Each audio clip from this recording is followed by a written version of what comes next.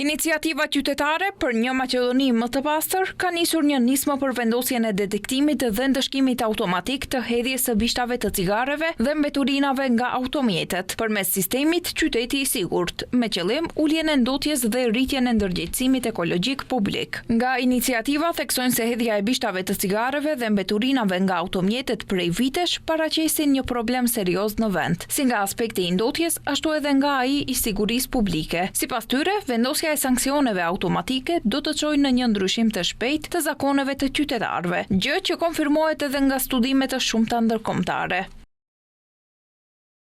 Ky është një ndryshim i vogël sistemik, por me përfitime të mëdha. Kur shkelet detektohen dhe ndëshkohen automatikisht, qytetarët shumë më shpejt e ndryshojnë sjelljen.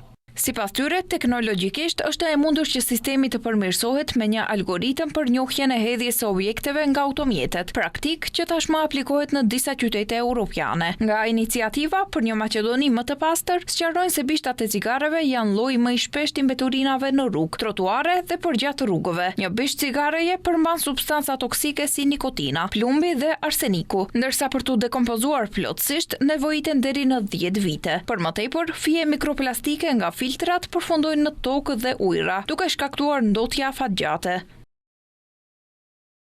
Hedhja e bishtave të cigareve nga automjetet, sidomos gjatë lëvizjes, mund të shkaktojë zjarre serioze pyjore, të cilat çdo vit shkaktojnë dëme të mëdha në natyrë, pronë dhe në sigurinë e qytetarëve.